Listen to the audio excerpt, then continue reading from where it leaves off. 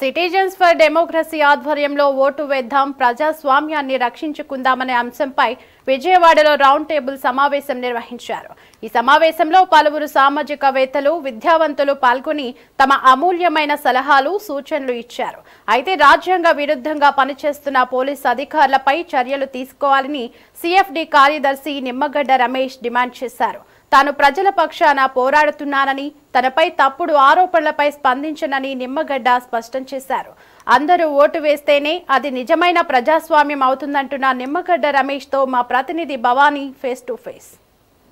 So ప్రస్తుతంగా AP రాజకీయాల పరిస్థితులపైన అయితే ప్రస్తుతం మనతో మాజీ ఎన్నికల కమిషనర్ నిమ్మగడ్డ రమేష్ గారు మనతో ఉన్నారు. సార్ నమస్తే అండి. సార్ మీరున్నప్పుడు ఎన్నికల కమిషన్కి ఇప్పుడు ఎన్నికల కమిషన్కి తేడా ఏమనిపిస్తుంది? ఎన్నికల కమిషన్ గురించి చెప్పాలి అంటే సుప్రీంకోర్టు కేసునే చెప్పాలి. సుప్రీంకోర్టు ఏం చెప్పింది? ఎన్నికల అధికారులు ధైర్యంగా వ్యవహరించాలి, ఎవరి ఒత్తిడికి లొంగకూడదు, ఎవరి గుర్తింపు కోసం పనిచేయాల్సిన పని లేదు, రాజ్యాంగం నిర్దేశించిన విధులు ఏవైతే ఉన్నాయో రాజ్యాంగ విధుల మేరకు మీరు పనిచేయాలి అని చెప్పి వారు చెప్పారు.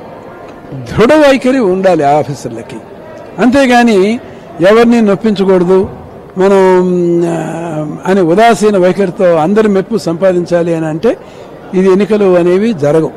అంటే ఎన్నికలు జరగాలి అంటే ఖచ్చితంగా ఉండాలి, నిబద్ధతతో ఉండాలి, నిజాయితీ ఉండాలి, ధైర్యం ఉండాలి, చట్టం ఏదైతే ఉంటుందో చట్టానికి లోబడి పనిచేయాలి. అలా పనిచేసే అధికారులు కొరబడుతున్నారు అని చెప్పేసి ఒక మాట ప్రస్తావన దేశవ్యాప్తంగా కూడా వినపడుతోంది. మొన్న Arun Baranwal versus Union of India కేసులో కూడా 5 జడ్జీల ధర్మాసనం కేఎం జోసెఫ్ ఉద్దేశంలో అదే వ్యాఖ్యలు చేసింది. అసలు ఎలక్షన్ కమిషనర్గా నియమించే వారిని ఎగ్జిక్యూటివ్ నియమించకూడదు, దాన్ని ఒక రాజ్యాంగ ప్రక్రియ ద్వారా చేయాలి. ఎలక్షన్ కమిషనర్స్గా ఉండేవాళ్లు విశిష్ట వ్యక్తులుగా ఉండాలి, ధైర్యమైన వ్యక్తులుగా ఉండాలి, రాజ్యాంగ బాధ్యతలు తెలిసిన వారే ఉండాలి అని చెప్పి చెప్పారు. సార్ ముఖ్యంగా ఓటు హక్కును వినియోగించుకోవడానికి పట్టణాల్లో పర్సంటేజ్ తగ్గుతుంది, పల్లెల్లో పర్సంటేజ్ పెరుగుతుంది అన్నారు.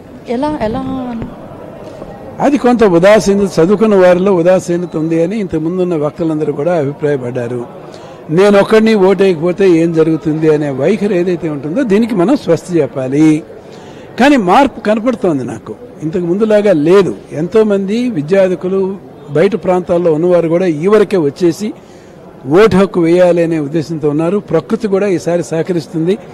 ఇంతకుముందు చెప్పినట్లు నేను కూడా లాంగ్ టర్మ్ గూగుల్ సెర్చ్ చేస్తే అనూహ్యంగా 13వ తారీఖు ఉష్ణోగ్రత కేవలం 34 డిగ్రీలు ఉంటుంది. ఆ రోజు చిన్నపాటి వర్షాలు కూడా రాష్ట్ర వ్యాప్తంగా పడుతున్నాయి. మామూలుగా ఈ 4-5 రోజుల్లో కూడా వాతావరణం అనుకూలంగానే ఉంటుంది, 38 డిగ్రీలుగానే ఉంటుంది. అంచేత ప్రకృతి కూడా ప్రజాస్వామ్యానికి సహకరిస్తుంది, సహకరించబోతుంది. అంచేత ప్రతి ఒక్కరూ వచ్చి ఓటు వేసేయాలి అని చెప్పి నేను కూడా ఆశిస్తున్నాను. అలాగే పోలీస్ యంత్రాంగం పైన కూడా మీరు కామెంట్ చేయడం జరిగింది. చిత్తూరులో అలాగే తిరుపతిలో అంటే రాజ్యాంగ విరుద్ధంగా ఉన్న వారిని శిక్షించాలి అంటూ కూడా మీరు. నేను అందరు వ్యక్తుల గురించి చెప్పట్లేదు. రాష్ట్రంలో పోలీసు శాఖ ప్రతిభావంతంగా పనిచేస్తుంది. ఇంతకు ముందు కూడా ఎంతో ప్రతిభతో పనిచేశారు. కొద్ది మంది వలన మొత్తం వ్యవస్థకే చెడ్డ పేరు వస్తుంది. ముఖ్యంగా చిత్తూరు, తిరుపతిలో వేధింపులకి గురి చేస్తూ పోలీస్ స్టేషన్ల చుట్టూ మనుషులను తిప్పించుకునే చర్య ఏదైతే ఉంటుందో ఇది దుశ్చర్య. ఇది ఏమాత్రం సమర్థనీయం కాదు. ఇది రాజ్యాంగ విరుద్ధం, ఇది రూల్ ఆఫ్ లాకి విరుద్ధం, ఎలక్షన్ నియమావళికి విరుద్ధం అని చెప్పి చెప్తున్నాను. ఈ ఇద్దరి మీద తప్పనిసరిగా చర్య తీసుకోవాలి. సార్ అలాగే వాలంటీర్స్ పైన కూడా ఒక పిటిషన్ కూడా మీరు వేయడం జరిగింది. అంటే ఫంక్షన్స్కి సంబంధించిన ఓటర్లను అట్రాక్ట్ చేస్తారు అన్న నినాదంతో కూడా మీరు ముందుకు వెళ్ళారా, లేదంటే అసలు మీరు అసలు ముందు వాలంటీర్స్ పైన మీరు ఎందుకని? వాలంటీర్స్ మీద నాకు వ్యక్తిగతంగా ఎటువంటి వైఖరి మాకు కానీ సిటిజన్స్ ఫర్ డెమోక్రసీకి లేదు. నిరుద్యోగంలో నుంచి వచ్చారు వీళ్ళంతాను. కేవలం 5,000 రూపాయలు గౌరవ పారితోషికం తీసుకుని వీళ్ళు పనిచేస్తున్నారు. ముందుకు పోలేరు, వెనక్కి పోలేని స్థితిలో వీళ్ళని రాజకీయ అవసరాల కోసం మలుచుకుని వాడుకోవటం తప్పు అని చెప్పి సిటిజన్స్ ఫర్ డెమోక్రసీ భావించింది. ఈ వ్యవస్థను రద్దు చేయమని చెప్పి మేము కోరట్లేదు. వ్యవస్థను ఎలా నిర్మించుకోవాల్సిన స్వేచ్ఛ ప్రభుత్వాలకి, ఎన్నికైన ప్రభుత్వానికి ఉంటుంది. ఎలా పని చేయించుకోవాలి అన్న దాని మీద మాత్రమే మేము సూచనలు చేశాం. దాంతో భాగంగా ఎలక్షన్ కమిషన్కి ఎన్నికల విధుల నుంచి దూరంగా పెట్టమన్నాం. ఓటర్లను ప్రభావితం చేసే కార్యక్రమాల నుంచి దూరంగా పెట్టమని చెప్పి కోరాను తప్పితే వాలంటీర్ వ్యవస్థను రద్దు చేయమని చెప్పి అయితే సిటిజన్స్ ఫర్ డెమోక్రసీ కోరలేదు. 73, 74 రాజ్యాంగ సవరణలకు అనుకూలంగా, వికేంద్రీకరణ అనే దానికి అనుగుణంగా వీళ్ళు నేరుగా ప్రజల చేత ఎన్నుకోబడిన సర్పంచులకి, మండల ప్రజా పరిషత్తులకి వీళ్ళు జవాబుదారీతనంతో వాళ్ళ నియంత్రణలో పనిచేయాలని మాత్రమే సూచించాం. Sir, privilege committee chairman Kakani కూడా మీ పైన వ్యాఖ్యలు చేస్తున్నటువంటి పరిస్థితి ప్రస్తుతం. అంటే కొత్త పాత్రలో అంటే రాజీనామా చేసుకు అంటే పార్టీ నుండి పక్కకు అంటే మీరు ఎన్నికల కమిషనర్ గా పక్కకు వచ్చిన తర్వాత కొత్త పాత్రలో పాత పనులు చేస్తున్నారు అంటూ కూడా మీ పైన విమర్శలు చేస్తున్నారు.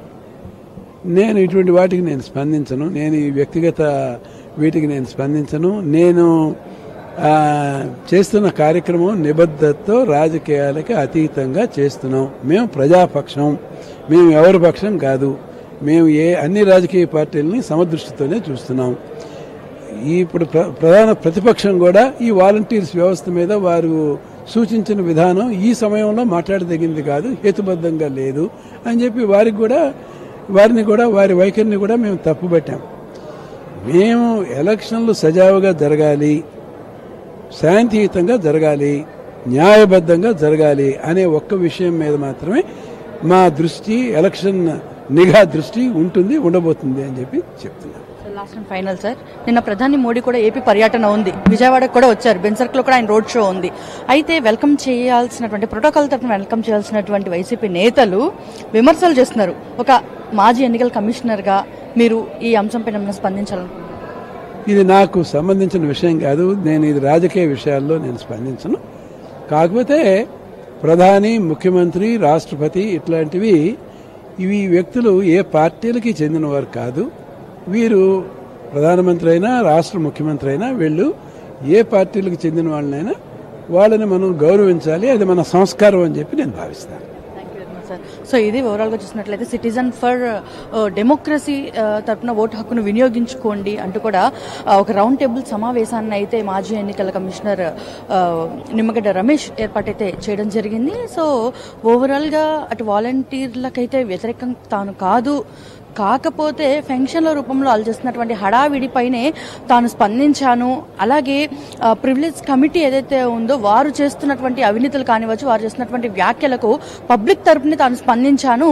సో ఆ అంశం పైన తనను కొత్త పాత్ర ఒకటి పోషిస్తున్నారు అంటూ చేస్తున్నటువంటి విమర్శలపై తానైతే స్పందించను అంటూ కూడా నిమ్మగడ్డ రమేష్ అయితే తెలుపుతున్నారు. సో ఇది ఓవరాల్ గా లేటెస్ట్ అప్డేట్స్ అని చెప్పాలి.